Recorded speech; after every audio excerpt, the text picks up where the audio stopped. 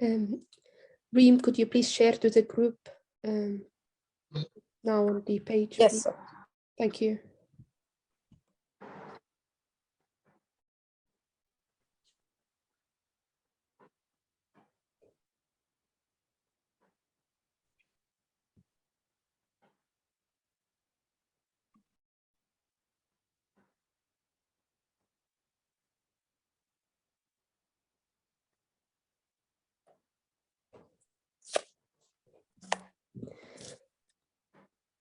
Okay, I will make a start now, okay? Okay. Assalamu alaikum rahmatullahi ta'ala wa barakatuh. Good evening, everyone. My name is Taqwa Dahab. I'm an acute medicine and intensive care registrar in the United Kingdom. I'm also one of the take-home fellows for the Society for Acute Medicine. Today in the panel, I have a wonderful speaker. I have wonderful speakers who are joining me. They're all take-home fellows across the United Kingdom for the Society for Acute Medicine. And we're here to speak to you about an acute medicine training in the United Kingdom and how could you, as an international medical graduate, to start your journey in acute medicine in the UK. And also we'll talk to you about the specialities and subspecialty interests. I would like you to welcome with me my colleagues, Dr. Gordon McKinnon. He's an acute medicine registrar in Glasgow with a special interest in quality improvement projects and patient safety. I also have Louise Manday. She is acute medicine registrar in Leeds with a special interest in palliative care medicine. And she's actually one of the first one in the UK, first trainee in the UK to have palliative care interest as a special interest for acute medicine. I also have Dr. Latif Rahman. He's an acute medicine registrar in Leicester. He is also associate college tutor for the Royal College of Physicians of the United Kingdom. He's also international medical graduate and he helped me a lot to put together this webinar. And I also welcome Dr. Florina Stanley. She's an acute medicine registrar in Coventry with a special interest in point of care ultrasound and echo. So you have a panel of wonderful speakers and I hope you enjoyed this evening. Special thank you to the Sudanese Junior Doctor Association in the United Kingdom, who collaborated with us and did a lot of hard work to help us to produce this webinar for you this evening. Okay, I will start by talking to you about the outline of this session. So we have 10 agenda to cover.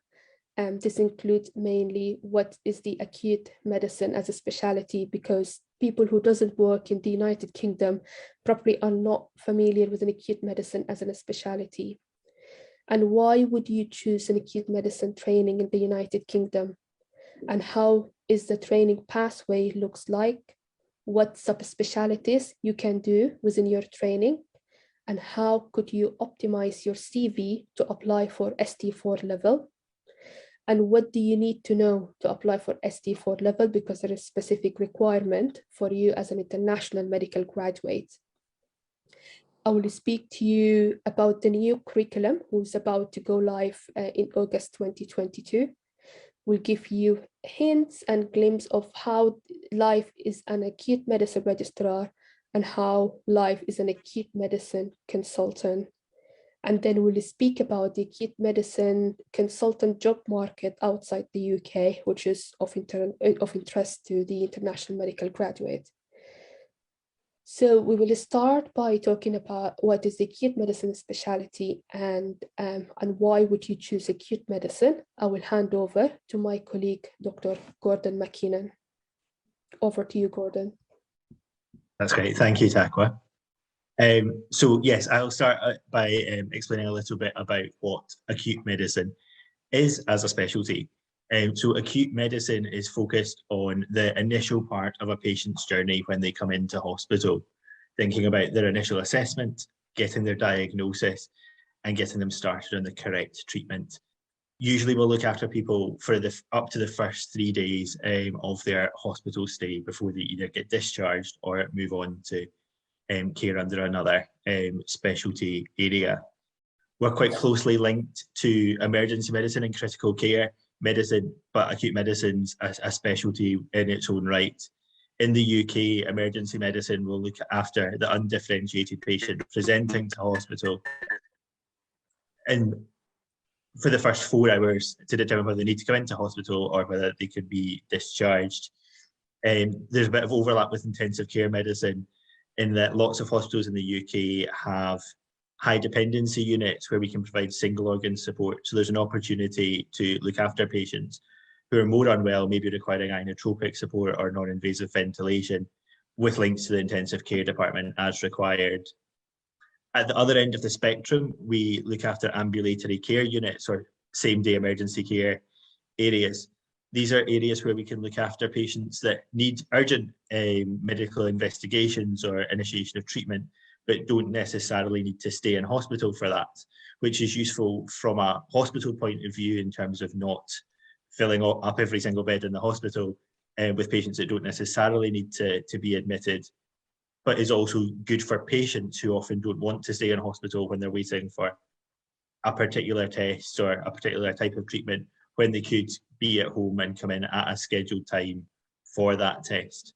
Probably the most established same-day emergency care type scenario is patients with suspected DVT, where people can come in for blood tests and then may go home and come back for an ultrasound scan of their leg if there's not an opportunity to do that on the same day. But it's a growing field in things like symptomatic anemia, headaches with features of raised intracranial pressure, management of atrial fibrillation without adverse features, or other sorts of things that can be managed in an ambulatory fashion. And it's likely something that's going to continue to expand as that becomes more established. Working within acute medicine, you also develop skills in leadership and management. These ambulatory pathways, for example, are relatively new, and there's an opportunity to get involved in the development of new pathways and thinking about different ways to manage patients and their conditions, whether that's in hospital or trying to get people home and coming back for investigations in a timely manner. We get to see patients with a wide variety of different conditions, so there's opportunities to get involved in improvement work to kind of enhance kind of how we manage different medical conditions within the unit, or how we utilise kind of staff and resources in the best way possible. Patient flow is very important within the hospital. There's obviously a finite number of resources, so it's important that we kind of make sure that the right patients are staying in hospital and we're managing people in appropriate situations. This image here is a map of the patient journey kind of through the acute medical unit. So the majority of our patients will be referred into hospital via their GP or family doctor. The person taking that referral will work out where that patient is best placed when they first come into hospital. It might be that they are being referred in with something that would be well managed in the ambulatory care unit or same day emergency care setting, if it's a DVT referral, for example, so they might get referred directly there. It might be that the patient sounds like they're potentially very sick and might need to go to VSUS in the emergency department initially to be stabilised and have medical input from there. The majority of our referrals will go directly to the medical assessment unit or acute medical unit, but people can move between the different areas as required. Some patients will self-present to the emergency department or come in via an ambulance, and we might have involvement with them there, or they might then be referred into the acute medical unit where we can get involved. We'll discharge a number of patients directly from the acute medical unit, bringing some of them back to the ambulatory emergency care area. For other patients, we'll involve other medical specialties, and some of the patients will be admitted to the wards for ongoing care if they're likely to be in for more than a day or two.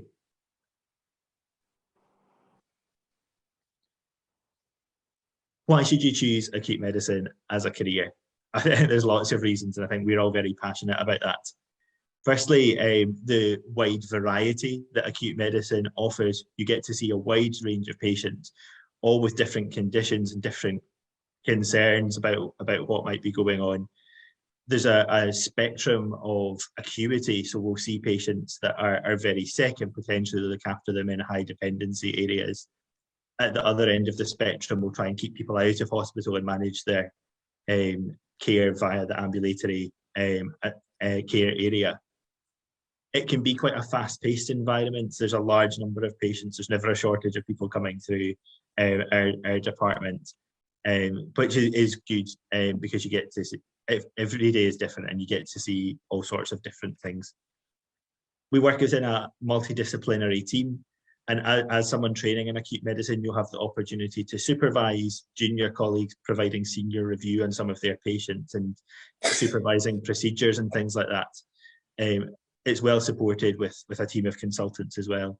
We work with a wide team of nursing staff, allied health professionals like physiotherapists, occupational therapists, advanced care providers like nurse practitioners, physician associates. There's a big team that come together to make the acute medical unit work and to provide the best quality care we can for our patients. Like I say, every day is different. There are some things that we'll see regularly, like exacerbations of COPD, patients being referred in with chest pain, but you see all sorts of things that you've maybe only read about or seen once or twice. Within the past month or so, I've seen people with Guillain-Barré syndrome, endocarditis, neuropsychiatric complications of connective tissue disorders, so that you get to see some really interesting and exciting stuff, as well as the stuff that comes in on a regular basis. There's opportunities to get involved in leadership. Like I said, there's opportunities to help kind of create new pathways and to try and manage patients in the most effective way, trying to avoid admission to hospital when that's not necessarily necessary, and trying to kind of improve the patient flow and the patient journey throughout their hospital stay. You are required to make lots of decisions working in acute medicine. And the number of patients is vast, and also you'll be able to get involved in things like improvement projects and things like that. And lastly, our patients that are coming in now are complex. Often people will have other health conditions rather than just the presenting complaint that they've come in with on this day. So you get to practice realistic medicine and think about what is right for that patient, balancing kind of the benefits of one treatment with how that might impact on other conditions that they have. So it's exciting, it's dynamic, and it's an evolving specialty. And I think all of these are big positives and things that you should think about if you're thinking about taking on a career in acute medicine. Thank you, Gordon. Thanks, Gordon, for that. The next part of our talk is about the training pathway and what subspecialty skills you could have. Over to you, Louise. Thank you, Takwa. So I'm going to talk about the training pathway, and on the next slide, you'll see a brief overview, there we go, of the training pathway for acute medicine in the UK. So what you see here is a flowchart which takes you through from leaving medical school right up to the point of becoming a consultant. So as someone starting out in medicine in the UK, what you do after medical school is 2 years of foundation training. During that time, you generally have 6 4-month posts in various different specialties, including medical specialties, surgical specialties, and community specialties as well, such as general practice or psychiatry. So it's a really broad base for graduates to build on. And then after that, people start to get the first opportunity to think about what they'd like to specialize in. So if you want to go into acute internal medicine, what you'd need to do next is internal medicine training, stage 1. So this is a relatively new training program. I think we're just in the 3rd year of it now. And what this replaces what used to be called core medical training. So if you've heard references to that, that doesn't exist anymore. It's now been replaced by internal medicine training, stage 1.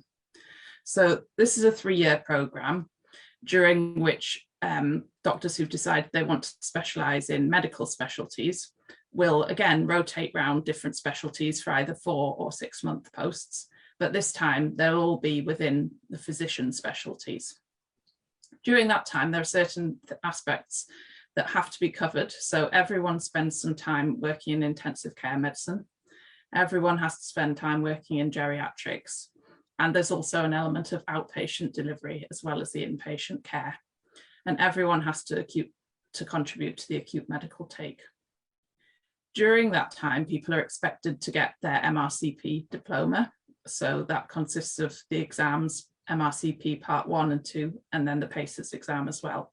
And it's expected that people will have completed that by the end of internal medicine training, year 3. There is also another way into acute medicine, which is known as acute care common STEM. So instead of doing internal medicine training, after foundation training, people can instead do what's called ACCS, which is a broad-based training program which can lead on to either acute medicine, anesthetics, ICU, or emergency medicine.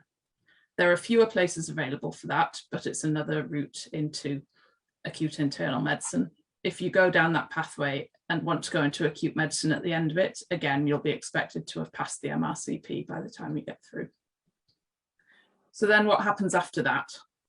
So if you decide that you definitely want to pursue your career in acute internal medicine, the most exciting specialty that we all love, then you go into internal medicine training stage 2, which is the higher specialty training. So this is now a 4-year program. And during that time, you'll be working as a registrar in acute internal medicine, and you'll also dual accredit in general internal medicine as well. This is the stage that we are at now, the Take Aim Fellows, and it's a really great training program. During the training, you have the opportunity to experience different specialties, because after all, acute medicine is very broad specialty, so we can really benefit from being in different areas during our training. So everyone has to spend some time as a registrar working in geriatric medicine, respiratory medicine, cardiology, and intensive care medicine.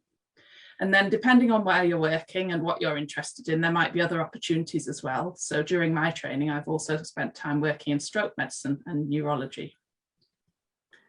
Alongside your acute medicine training, you're expected by the end of it to have passed your SCE, which is the specialty exam. So on here, you can just see a quick summary of what I've talked about in terms of your registrar training, the different specialties that you rotate through. And we all spend time in the ambulatory or same-day emergency care that Gordon mentioned earlier. There's due to be a new curriculum brought in later this year. We'll talk a bit more about that later, but as part of that, everyone will also be expected to learn ultrasound. The SCE is the acute medicine exam, and you need to have passed that by the end of your internal medicine stage 2 training in acute internal medicine. And alongside this, you have one of the really great things about acute medicine, which is the opportunity to develop your specialist skill. So I'm going to talk a little bit more about those now. So there are various different specialist skills that you can develop. The first sort of category that we have is procedural skills. So some people decide that they'd like to take their ultrasound further than just the basics that everyone's going to be expected to have on the new curriculum, and that they'd like to become an expert in that area. And so there's the opportunity to do that. You could also become accredited in echo, which is another popular skill. Then there's the option of actually developing a whole specialty interest. So intensive care or stroke medicine, you can actually obtain a CCT in alongside your acute medicine training. So how would you do that? Well, you don't have to decide that right from the outset.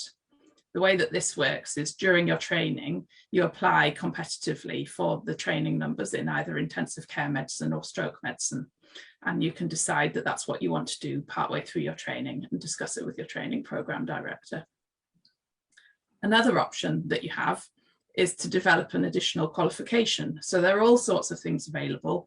Often these are delivered as postgraduate certificates, which you can study at universities based throughout the UK. Lots of them are distance learning, so it doesn't matter where you are, you can still participate. And these will be funded if you choose them as your specialist skill. So you can pick up on something that you're really passionate about, and these will deliver you skills which you can take back to your unit. So for example, if you do a postgraduate certificate in medical education, you're pretty certain to be offered opportunities to teach within your unit. You have a weekly session dedicated to develop your specialist skills. So this is something which the Society for Acute Medicine recommends that all trainees have. So a session is either a morning or an afternoon, effectively.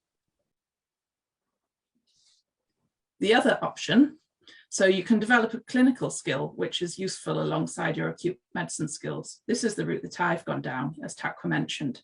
So my specialist skill is palliative care. So I'm not going to get a training certificate in palliative care. I'm not going to be a palliative care doctor. But what I'm working towards is developing skills in palliative care, which are applicable to my work in acute medicine. So to do that, just as an example, I spent 6 months working in a hospice, and I'm currently studying for a postgraduate certificate in palliative care.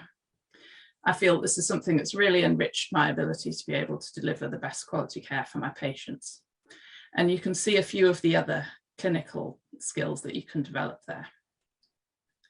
Another option which has just become available more recently is research as well, and there are specific pathways for this. And if you there's a list of skills that are available, but if you fancy something else, you can always suggest it. So Takwa mentioned that there weren't very many people who'd done palliative medicine as their special skill. So previously, the recommendation was that you should do a postgraduate diploma. But I felt that I'd rather get more of a clinical aspect. So I made my proposal to my training program director, and they put it through to the committee for training, and it was approved. So if you can suggest something which is going to be beneficial to you and to your patients, people are willing to listen to new ideas. And I think that's one of the things that's really great about acute medicine, because it is a young specialty. We recognise that there are lots of ways that we can develop this further in the future. Thank you very much, Louise. That was very helpful. The next part of the talk is the most exciting part for international medical graduates, which is how to optimize your CV or your portfolio to apply for ST4 level, and what do you need to do. I will hand over to Dr. Latif Rahman, who does a lot of work for international medical graduates starting higher specialist training in the UK. I will stop sharing and I will let Latif to start sharing. Thank you. I'll share my screen. Can you see my screen here? We can. Fair enough. So thank you, and good evening from like it's evening in the UK, so good evening to everyone present here in the webinar. I've been really excited to be part of this webinar, and it's a great privilege for me to be able to speak on acute medicine, which is a very which is a specialty which fascinates me a lot, and then talk about also the opportunities for international medical graduates, something which I'm very passionate about. So I'm just going to go in reverse order, actually. So I'm going to be first talking about first, I'm going to be talking about the eligibility for international medical graduates to get into ST4, and then I'll be talking about what makes somebody a good candidate. So regarding the eligibility, as Louise already said, that there's the traditional way of getting into ST4 would be finishing your internal medicine training. So for an international medical graduate, if they start from the very beginning, they would first get into internal medicine training, which is a 3-year program, and then after that they can automatically apply for an ST4 post, provided that they have finished their MRCP exams. The other pathway is what I'm going to be focusing now on, and that is applying directly to ST4.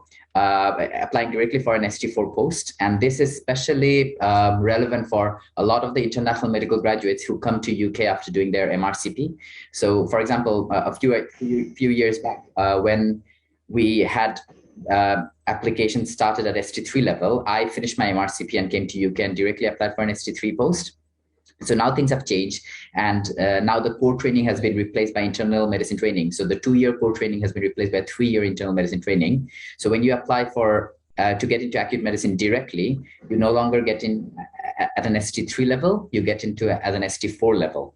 So naturally, when you apply to get into an ST4 level after directly, you must be able to show that you have the same kind of or equivalent qualifications as a UK candidate who has finished their 3 years of internal medicine training. And the way you do it is by having getting a form signed, which is called the alternative certificate to enter Group 1 higher specialty training. So I've given a link in this slide if everyone can see it, and I'm going to be talking through this. So I'm going to be showing a bit of this form. So if everyone can see this form, so this is basically called the Alternative Certificate to Enter Group 1 Higher Specialty Training. And everything that you need to know is actually written here. But I think the few things that you need to know as a summary is this form needs to be signed by a consultant who has worked in UK in the last 5 years and under whom you have worked for a minimum of 3 months in the last 3 years. So it needs to be signed by a consultant again who knows you well for well enough so that you have worked under him or her for at least 3 months in the last 3 years. And that particular consultant also has to work in the UK and in NHS in the last 5 years. So basically, this form is just a representation of the fact that you as a candidate have equivalent qualifications that a normal UK trainee who has finished their 3 years of internal medicine training has. So, and it's called alternative because you're applying directly to ST4 without doing the internal medicine training. So basically the form is divided into 4 sections. So section 1 talks about your general professional behavior and trust, and there are different segments. I think these are all related to your professional qualities as a doctor, your responsibility, your organization skills, the ability for you to demonstrate patient-centered care, whether you can keep the patient's trust and all the ethical and legal sides, the confidentialities, whether you're aware of the mental health and mental capacity, and all the professional qualities that a UK doctor should be able to have. Then section 2 talks about your ability to communicate and work effectively in a team and lead teams. So obviously, if you're going to apply for an ST4, you're going to be a registrar. So you need to demonstrate that good team working and leadership abilities. And this section talks about them. Section 3 then talks about your ability to provide good clinical care to the patient. So these are more related to your overall ability to manage patients and their medical conditions. And this is where it's very important that you demonstrate that you have all the clinical capabilities that a doctor who has finished internal medicine training has. So it's talked about different aspects of your clinical care, managing the acutely unwell care patient, managing long-term conditions, managing the frail patient, planning discharges, managing patients with long-term conditions, your ability to diagnose medical conditions and manage them properly, and all these things. And one of the most important things about this form is so it also demonstrates that you are able to you're able to do safely different practical procedures. So if you have a look at this website, so if you click on this website, I'm going to show you this website. So this website is really useful because by going here, this is called the Curriculum for Internal Medicine Training, and this in this website you can see all the different practical procedures that you would be expected to be able to do. So I'm just going to quickly show you the practical procedures here.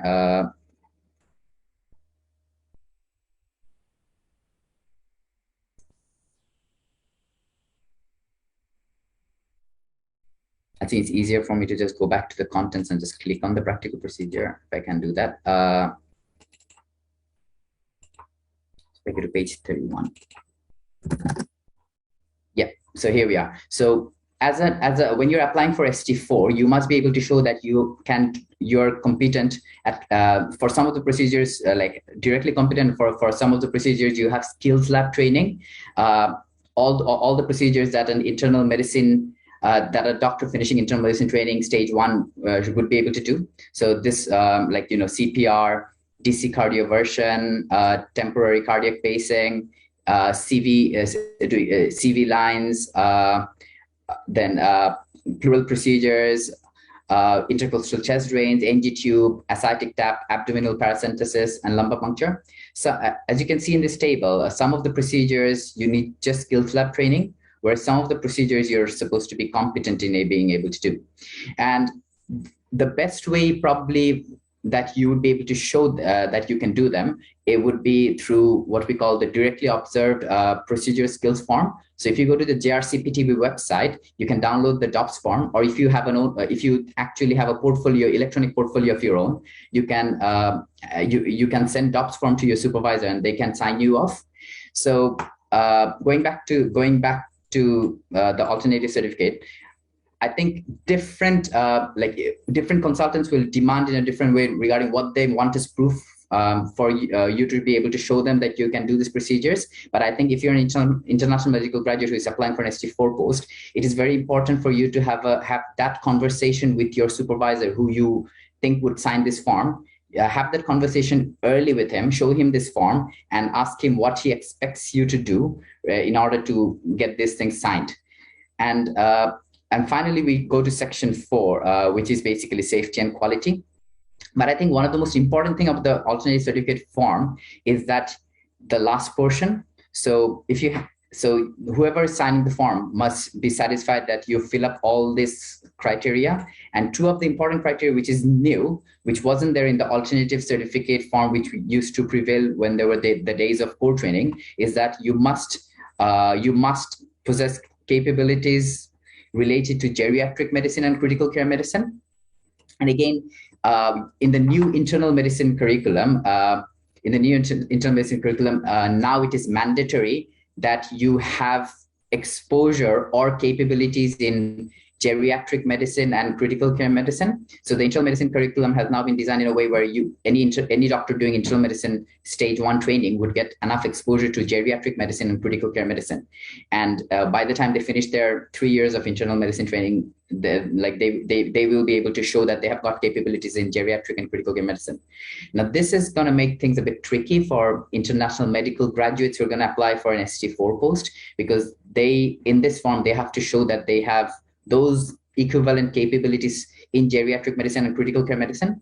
Now, it's going to be tricky because if you're applying for an ST4 and you're currently a trust grade doctor working in a different department where you would not have access to like ITU or geriatric medicine rotations, then it might be difficult to get those done. So I think it's very important that to have that conversation really, really early with your supervisor who's going to sign you this form regarding what is the best way regarding where you can get those competencies and capabilities in critical care medicine and geriatric medicine. Some of the viable options is you may get a 10-week or 12-week rotation in ITU. You may have a day where you can go to ITU away from your clinical commitments. Obviously, geriatric medicine is not going to be that difficult because a lot of the patients that are seen in the general medical wards or in acute medical units are often geriatric patients. But I think the most important thing would be how you can demonstrate those capabilities in critical care medicine. So have that conversation with your supervisor early, A, regarding how you can get the critical care medicine capabilities and geriatric medicine capabilities, and B, what does your supervisor want from you, so that he can be satisfied that he can sign you off for the practical procedures. Show him the list of procedures, him or her the list of procedures that you need to be competent in doing, and then have that agreement between yourselves regarding how and what makes that person supervisor satisfied that you can do them. So having talked about that, now I'm going to move to one what makes you a good candidate. So once you're eligible as a candidate to apply for an ST4 post, then it's about competing with the other trainees and kind of standing out. So you must be, it's not only about being eligible, you must also be a good candidate. So there are 2 aspects to becoming a good candidate. One is your CV in general, and then the second would be your particular commitment to acute medicine. So regarding your CV in general, it's like everybody else. It will be very important that you attend different conferences, you attend the national or even better international conferences. If you can demonstrate posters there, if you can have if you can ever present in a particular conference, if you've got proof that you teach, like you've got teaching certificates, even training in teaching. doing audits. Even QIPs are better because they score you more points. So if you go to JRCPTP website, there is a kind of form which gives you like a list of things you get points for. So you get points, for example, if you're doing an audit, you get a few points for that. But if you're doing a QIP, you get more points for that. You get points for presentations, you get points for publications, you get points for teaching roles, you get points for doing courses and training in teaching and stuff. So these are in general like your CV related aspects. And then the other very important aspect is that you need to be able to show to the people who are taking your interview that you're a candidate who's genuinely interested in acute medicine as a specialty. So the best ways to do that would be, if you've got previous working experience in an acute medical unit. For example, when I applied for the ST3 post, I was already a registrar I was working as a registrar in one of the hospitals in acute medicine, and I could show that by my working experience that I had genuine exposure to acute medicine as a registrar. So if you can show exposure to acute medicine by working in an acute medical unit, there's the Society of Acute Medicine, and it will be very useful if you are already a member of it. By being a member of the Society for Acute Medicine, you can further show your interest in acute medicine. We take aim organize educational activities across the country, including national conferences as well. So it will be useful if you can attend those educational programs and attend our national conferences as well. You can even present there. So those things are quite useful. Also, if you can, some of the specialist skills, sometimes if you already have touched those, or if you have got exposure to those, that's quite useful. For example, when I applied for an acute medical ST3 post, acute medicine ST3 post, I had already done courses in point of care ultrasound and echo, like it's called FAMOUS and FICE. And I was so that impressed the people who were taking my interviews, because it already showed that I was aware of the specialist skills and I had already taken some preemptive steps to get myself exposed and experienced in those. Obviously, there is the exam called SCE. Some people, obviously, it's nowhere near mandatory, but some people, if they want to apply directly for an SC4, just to impress the interviewers, they give the SC exam beforehand. So this is something I did. Obviously, this is nowhere near mandatory, but again, these are subtle things, like kind of the intangible things that you can do to really impress your interviewers and show that you're genuinely interested in in an acute medical training post. So the summary would be, first of all, ensure that you're eligible, and the most important thing would be to really focus on how you can get that alternative certificate form signed. So I would probably say as a homework, you need to really look at this form and look at all that, look at all this, all the criteria. Have a detailed look at the internal medicine training curriculum, because that will really give you the idea what you need to attain by the time you're applying for an ST4 post in terms of your professional qualities as well as capabilities. Have that conversation with your supervisor, and then once that's done, also at the same time in a parallel manner, work your CV, try to score points from publications, posters, audits, QIPs, teaching, and also at the same time try to build up that your CV particularly related to acute medicine. So that would be my message. I'll hand the floor back to Takwa. So Takwa, I'll stop sharing my screen and I'll hand the floor back to you. Yep. That's really helpful, Latif, and very valuable tips and hints for international medical graduates, especially with the new specialty competence certificate for specialty group 1, requires to have GIM competencies in it. I just wanted to mention that post Latif and we started acute medicine training. That was the first training job in the UK, and for me it was my first job in the NHS. It is very tricky now, isn't it, Latif? Because a lot of competencies are not as easy as before, because the previous certificate of competencies didn't have all those difficult requirements. And what I did at the time, it depends on where do you work and if you have supportive team or not. What I did the year before applying to acute medicine training, I was in Ireland. I had a supportive team at the time, and I showed my supervisor at the time this certificate of competencies. That's what I need to achieve in 6 months' time, because I need to apply for acute medicine training. And that at very early, the beginning of my job at that time. And then depends on that, they allocate me to cardioversion list. I did some procedural skills in respiratory medicine, like chest drains and like thoracocentesis. So it's very important that to plan ahead. If you are applying now, you should have your plans done already, and you just need your forms to sign off. If you are applying next year, you need to plan from today, using all the tips Latif gave to you. You don't need more than what Latif spoke to you. Just have the same. This webinar is going to be recorded. You can revisit it anytime and have your forms ready from the beginning. Do you agree with that, Latif? You're muted. Absolutely, Taqwa. So basically, there is no universal rule. Anybody who's aiming to apply for an ST4 needs to have that really good conversation early with their supervisor, who they think is going to fill up that form for them. So have that conversation really early with your supervisor. Say what time frame you're aiming to before you apply for that ST4 post, and have that mutual agreement regarding how you can achieve that. Perfect. Thank you, Latif. I will go back and complete our presentations on the new curriculum for acute medicine.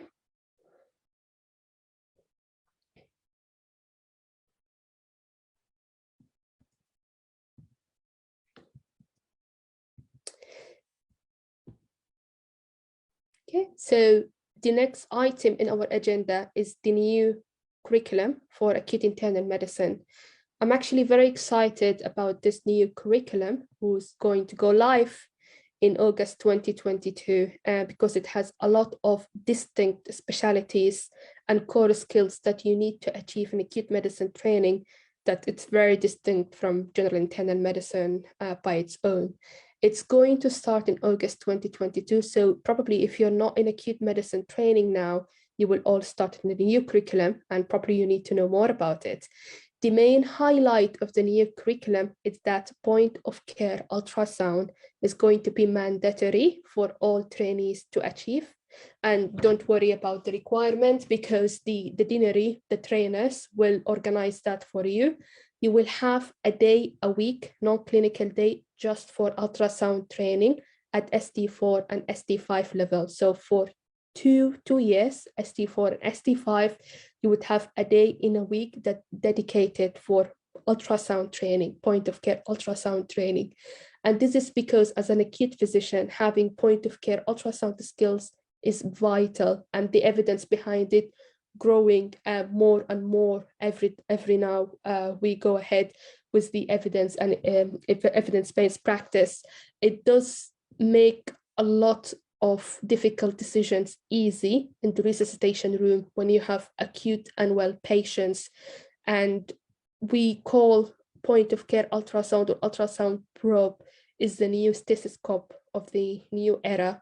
No one now really use the ultrasound, sorry, no one now use the stethoscope much. It's mainly your probe, the ultrasound probe, for the thoracic skills to see effusions, pneumothorax, to see if the patient has chest tightness due to and pulmonary edema, or they have dry lung. You will also have opportunity to do vascular access to see if the patient is filled or not filled. And there is point of care abdominal ultrasound. If the patient has hydronephrosis, if has AKI, would be able to see it. Basic biliary scanning and bladder distinction, and you could rule in DVT by specific training. So this is an exciting features of the new acute internal medicine curriculum. At the moment, the trainees are pushed hard to get trained in acute in point of care ultrasound, but it's not mandatory. But if you're going to join us for training from the next recruitment round, you will have this ultrasound training. The rest of the new internal medicine, acute internal medicine curriculum is mainly focused on 6 capabilities in practice, which is highlighted here. First one is you should be very competent by the time of your CCT completion of training in managing the acute service, and that including the acute medical admissions, and also in acute ambulatory pathway and the hot clinic, and what we now call same-day emergency care, that my colleague Gordon talked that explicitly at the beginning of this webinar. You should be able to prioritize your sick patients and do escalation plan and have competencies in end-of-life care and palliative care. And as we spoke to you specifically, that you will have rotation within your acute medicine training in intensive care medicine. And in intensive care medicine, you need to have the knowledge of using the vasoactive drugs and sign off the lines, the central lines, arterial lines. And you will go to a respiratory rotation, which has acute ventilation units, and you will have to know how to set up an acute NIV for acute sick patient. And you will rotate to the cardiology rotation.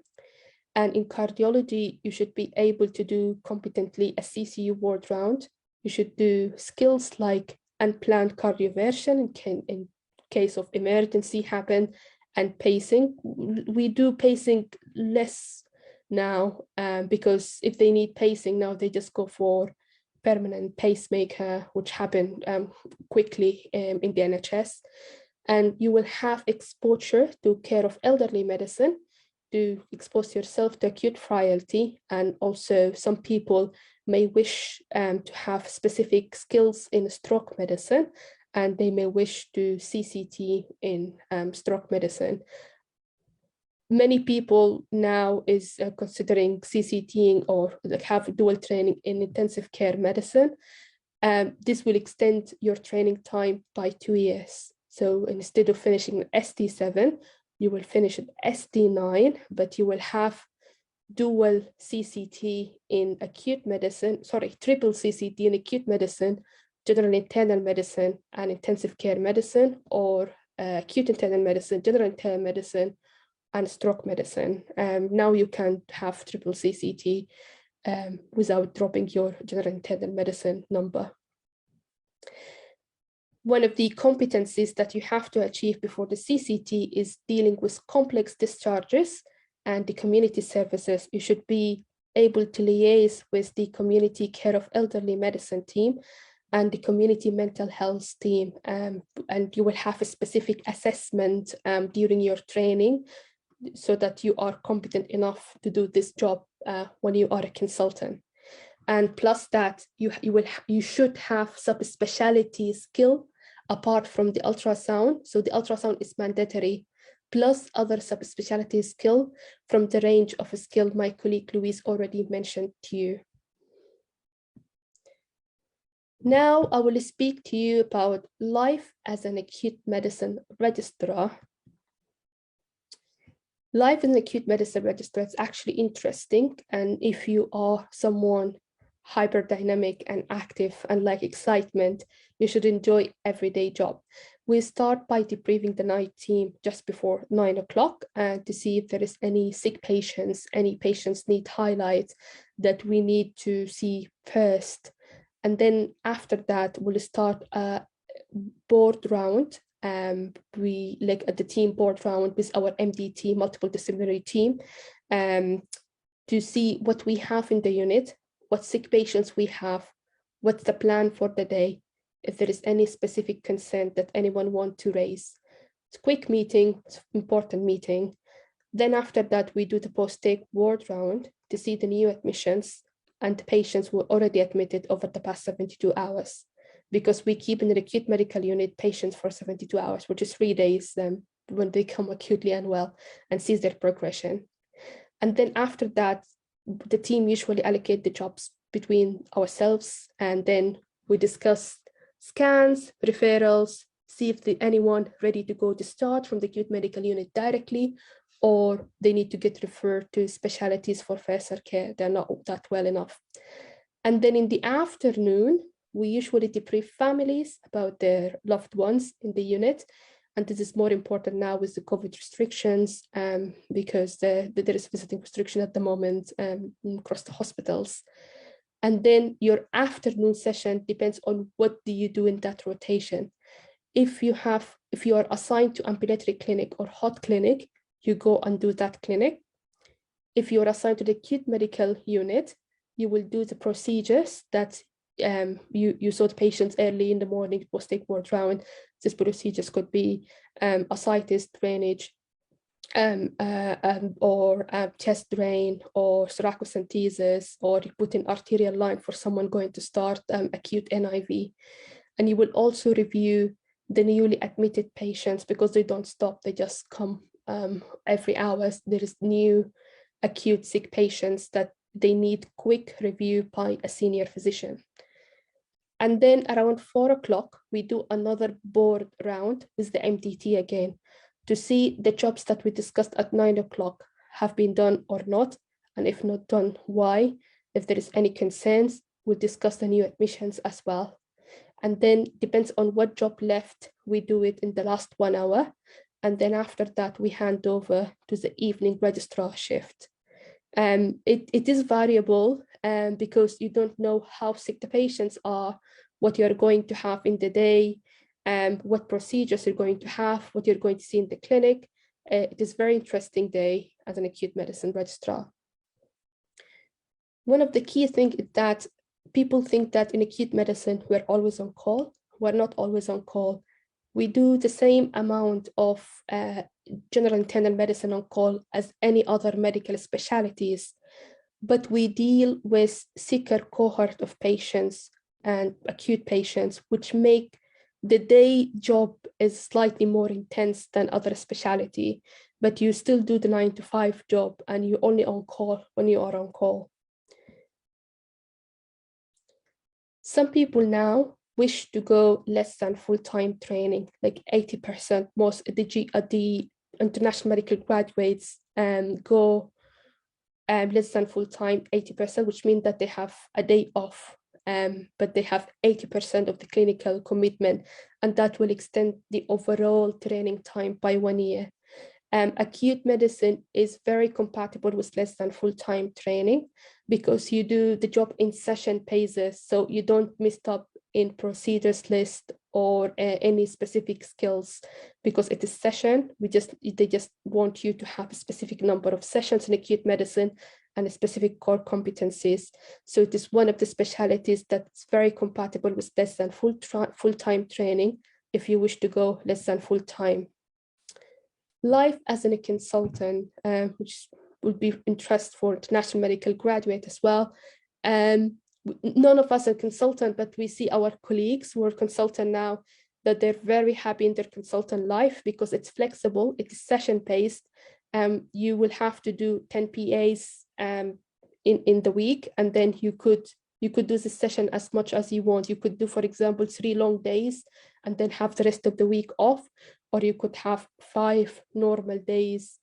And also your job plan would be split between working in the front door as an acute physician and also your specialty skill. So if you did, for example, specialty skill in medical education, you would have a dedicated time in the week to do your medical education skills, to teach in university or teach in simulation lab, or teach clinical teaching, bedside teaching. But you will, if you did, for example, point of care ultrasound, you will have sessions in point of care ultrasound. If you are a consultant in intensive care and acute medicine, you will have sessions between the 2 specialties, sessions in intensive care and sessions of the acute medicine. If you did stroke and acute medicine, it's the same. You will do days in stroke unit and days in acute medical unit. So you are not always going to be acute physician at the front door. It's always mixed with your special interest, which is something you choose. And I think this is something very nice. It's worth mentioning that acute medicine is a consultant-led specialty. That means that the consultant has to be present in the acute medical unit all the time because there are sick patients, and it is the final decision usually has to be made by the consultant.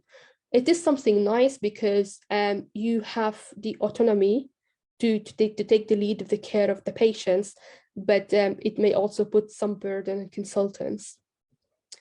You are the voice for improvement in acute care. If there is any change in the quality improvement projects or pathway or acute care, the acute physicians are the first one to involve. And we saw that during the pandemic, where acute physicians were the pioneer of changing the pathways, changing the patient flow, and having patient plans, and involved heavily in all the COVID setup within the NHS hospital. We have been told it's much nicer as a consultant compared to life as an registrar. So we're all looking forward to it. I got a lot of questions before in the past 2 years as a take-home fellow about the consultant job market for an acute physicians outside the UK, because the acute medicine is mainly UK-based specialties. And the update on that is that all Scandinavian countries and Holland, they have acute medicine training. And if you have EU citizenship, you can work in those countries as an acute medicine consultant. And it is a recognized specialty there.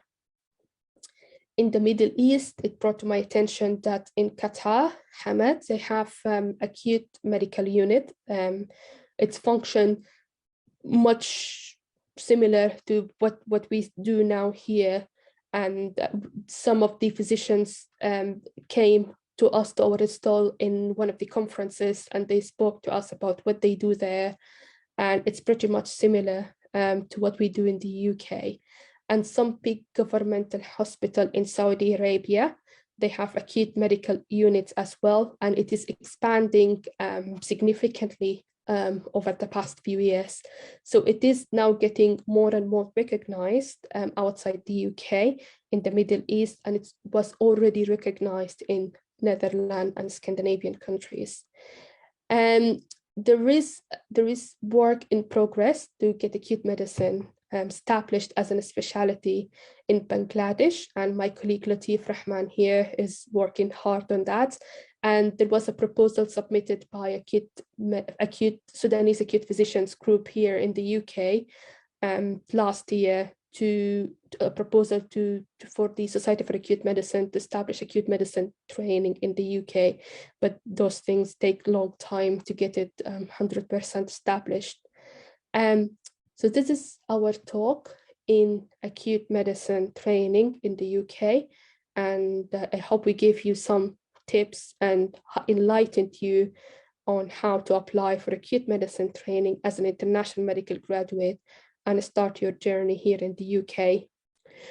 For you, to support you in applying for acute medicine job, this is a feedback form. This is QR code. If you scanned it, you can go to a feedback form. You can complete it. It has very basic questions. Doesn't take more than a minute from you. And at the end, you will write your email address.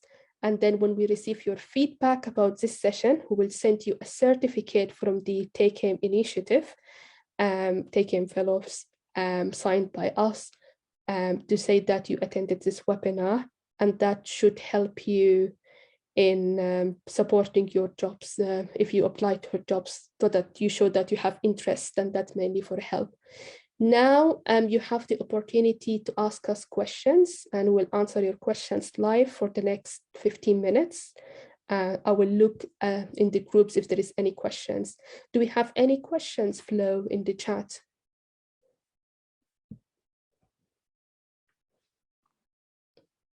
Can you hear me now? Yeah. There are some questions. I think Latif is already answering some. Latif, do you want to comment anything more about the questions that you've already? Yeah, so one of the questions was, can this form, the alternative form for people who are applying directly at an ST4 level, can this form be signed by a consultant who's not working in NHS, who's overseas, and can you get that form signed when you're working overseas? Unfortunately, the new requirement is such that now you can only get this form signed by a consultant who has worked in UK in the last 5 years and under whom you have worked for a minimum of 3 months in the last 3 years?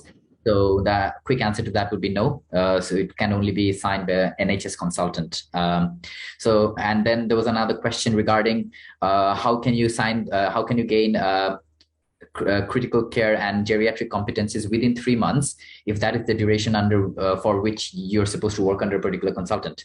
So you do not have to gain all the required competencies within 3 months. The 3 months is just the minimum duration you're supposed to work under a particular consultant who will be able to sign your form. But you can gain those. The consultant has to be satisfactory that you have attained all the requirements listed in the alternative certificate, and your consultant doesn't necessarily have to see you do all of them. You just have to demonstrate to your consultant that you are able to do it. For example, if you did a procedure under somebody else who saw you, and then that person either verbally told your consultant or that person signed a form for you, you can show that form to your consultant and tell them that I've done it. And that procedure may have been done, say, 2 years back. So there is no kind of a time frame regarding when you have to get all those capabilities done. But the 3 months is just the duration you're supposed to work under that particular consultant, and that's the minimum duration. If that makes sense. Right. Can I add something, Taka? So I have attached the link for the feedback form again, as well as the QR code from the responders. I'm just gonna go through a little bit of. So one of the questions was, what other events would you as an IMG like to see from TakeAim? People would like more sessions like this ones. They want short webinars and best hospitals to get signed for alternative core competencies. Maybe we can discuss about this now. They want to discuss about SE, acute medicine, more details, info preparing for the interview, process and steps that I have to take doing my MRCP 1 and 2. So this is something that we will probably discuss in the future as well. But now, just you can ask more questions now, and we'll try and answer the best we can. Flo, I'll just quickly read aloud 2 other questions. So one of the questions was that is there any benefit in doing a cardiology ST3 training after you've finished your acute medical CCT? So as far as I'm aware, after you've got a CCT in acute medicine, you cannot go back to train in another specialty. If I'm not wrong. ST5, you cannot apply to any other specialty. If you finished ST5 in any medical specialty, that's it. You cannot apply to any other medical specialty. Yeah, and you can always have cardiology as your specialist skill. So if you want to talk like cardiology, if I'm not wrong, was listed as a specialist skill in acute medicine. So you can't have it as your specialist skill, but you could develop echo as your special skill if you wanted to. Okay, so the cardiology is no longer there. Okay, yeah. Syncope, you can do syncope as a specialty skill, which is related to some extent to cardiology. But yeah, if you really are interested in any other subject, you can talk to your deanery and you can develop a curriculum together with your deanery supervisors, and you can. Medicine is very open for increasing the number of specialist skills. Yeah. And the other question was, what is the benefit of applying to ACCS internal medicine instead of going through IMT?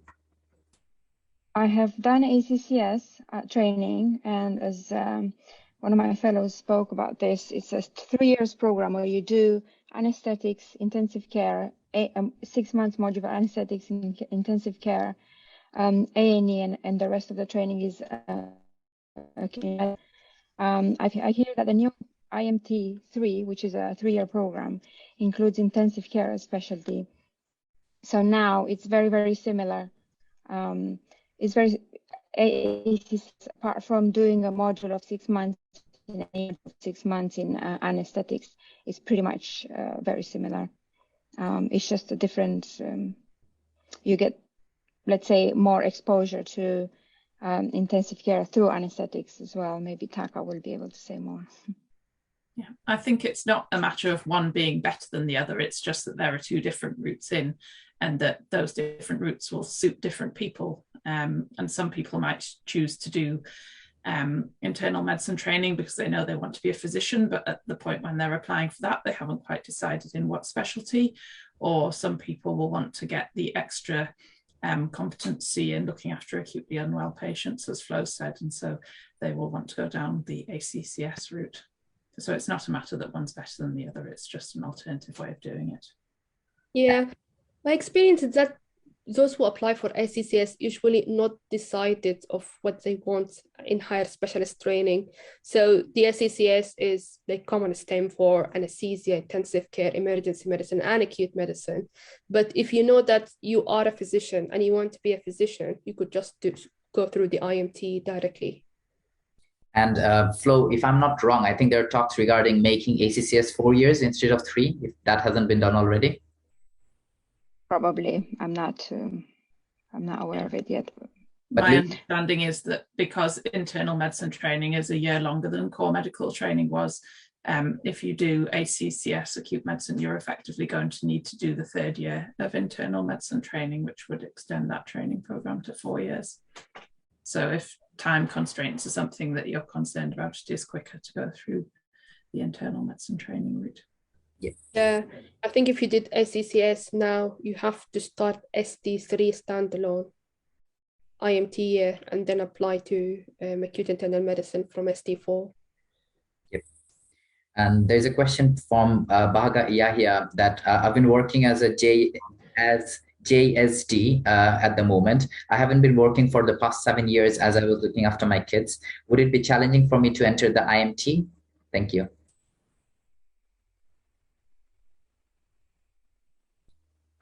From my personal experience, like of seeing my colleagues get into IMT, the internal, I don't think it's going to be that challenging to get a training number for an internal medicine training stage 1. Obviously, you still have to work your CV and work through your CV and demonstrate that you have the same qualifications as a doctor who has finished F2 foundation year 2 training. But I think seeing my overwhelming experience has been that people have not found it massively challenging to get a training number in IMT. And there is a question from Marwan about the competition ratio for acute medicine. I actually prepared this question for the panel.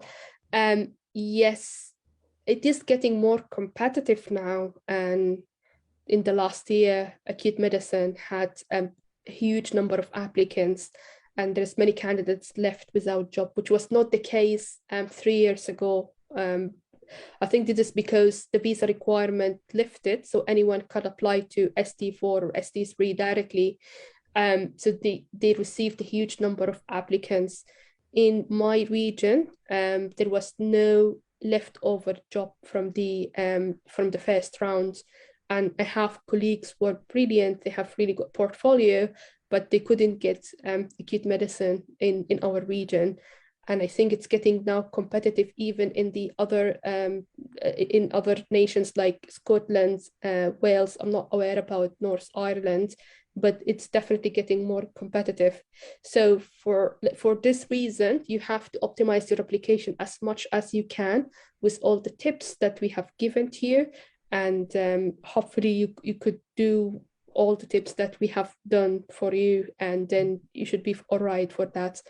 The competition ratio last year was 4-1, isn't it? It was 4-1. Anyone wants to comment on the competition ratio for acute medicine? I think it's difficult to answer this question with any degree of certainty, because a lot of people apply for acute medicine alongside applying for another specialty and then turn down acute medicine jobs. At least traditionally that's been the case, so it's difficult. I wouldn't be put off by the competition ratio. I think if acute medicine is what you want to do and you've kind of built your CV around that, you should apply and hopefully you'll get a job, and if not, you can get some feedback on what areas to improve upon before reapplying. But yeah, it's a tricky question to answer because the training programs have changed in the past kind of few years as well. Last year's job applications were quite different because a lot of trainees were doing IMT3 rather than going straight into registrar posts. So it's a little bit unclear about exact competition ratios, but don't be put off by numbers if you're passionate about it. I'd recommend applying. Yeah, I think Gordon is right. You shouldn't be put off by the competition ratio, the high competition ratio. So long as you can demonstrate commitment to specialty, and if you're really passionate, I'm sure you can demonstrate your commitment. Now, as Gordon said, some people apply to other specialties as well, but the acute medicine, so the recruitment team focus a lot more on commitment to specialties. So I think if you're passionate and if you can demonstrate that, you already step up compared to other. Just go for it.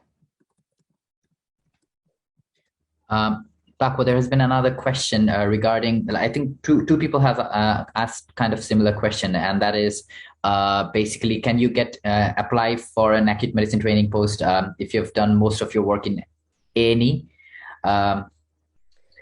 I think it's quite possible as long as you have the eligibility criteria, which is your MRCP UK, your alternative certificate of foundation competencies, and you showed commitment to specialty by doing some work projects related to the acute patient flow, for example, between A&E and acute medical units, or you did some posters in Society for Acute Medicine or take-home conferences. If you have the eligibility criteria, you should be absolutely fine. A&E doctors are like our cousins in the patient flow, and we deal with them a lot. We shared many skills with them. They shared many skills with us. I think it should be all right as long as you have the competencies.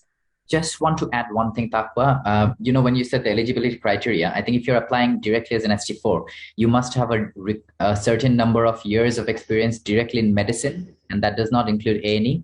So I think, again, the website that I've shared, that will contain details about all the experience-related requirements, but I think you need a certain number of years. I think at 3 years of experience in medicine-related specialties, including 18 months in acute medicine. So I think that's the only thing which will potentially prevent you from applying directly for ST4 if all of your experience has been in A&E. Oh yeah, that's true. Because they need to have the same numbers of competence, the same number of internal medicine competencies as an IMT doctor. Yeah. And there is a question from Eman. I finished MRCPI. MRCPI is the membership for the Irish Royal College of Physicians. Can I get in? So MRCPI could make you to do GMC registration, but it does not get you in training number in the UK. For the UK medical higher specialist training number, it has to be MRCP UK. So you can't register in GMC, start work in the UK, but it's not enough to get you to any medical specialties. It has to be MRCP UK. Unless there is updates on that, I'm not sure. You can potentially get into IMT and then work their way up, isn't it? Instead of directly being able to apply for ST4. Yeah. Reem, is there any questions from the group or the page or the platform? So far, no questions in the page. Everyone is very grateful and saying thank you. Regarding the commitment to specialty, if I may add, this is a good opportunity with all the COVID going around, and a lot of the conferences and webinars that happen within the specialty are virtual now, online. So you can show commitment to specialty by, for example, this meeting is one of them. We will give you a certificate for attendance. The other one is there will be a Society for Acute Medicine conference in March. This is a national conference. You can attend it virtually if you are abroad.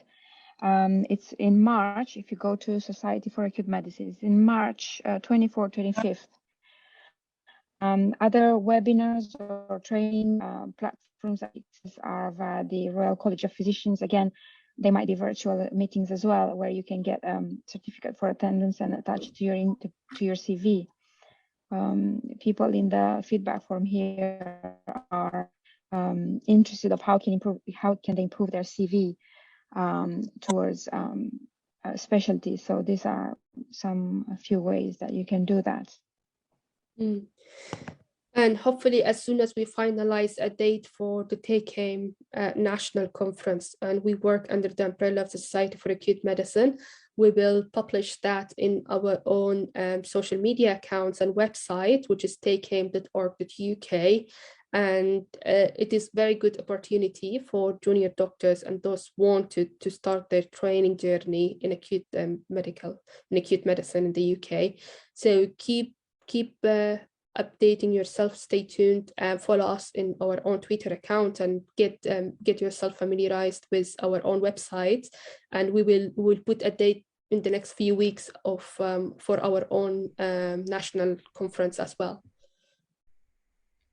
If anyone can attend the SAM Bristol Society for Acute Medicine conference in March, we will have a stand there, so we'll be present there. We'll be more than happy to answer more questions that you have, and you can interact face to face, and we can offer you more support there in person. The other thing I just wanted to kind of again reiterate is that because there's now currently a great push trying to develop point of care ultrasound, if anybody wants to apply directly for a training post number in higher specialty acute medicine training, if you've got prior ultrasound experience, that might be very vital as an intangible kind of supporting thing for you in the interview. Like, so just because currently there is quite a lot of kind of excitement about point of care ultrasound and echo in. Great. Anything for us, Maureen? Thank you for this. It's been quite helpful. It has been recorded and should be available to view in SGDA YouTube channel. We will post in our social media platforms when it's available to view on YouTube. Thank you very much for having us in Sudanese Junior Doctor Association platform. And thank you for my colleagues, take-home fellows for the Society for Acute Medicine, Gordon, Louise, Latif, Florina. Thank you very much for this evening. Thank you for the audience. And the webinar is recorded. You can access it in the platforms at the time you want. Please make sure to fill in the feedback form so that we could get you a certificate to support your future application in acute medicine. I will sign out now. Thank you very much. Thank you. Thank you.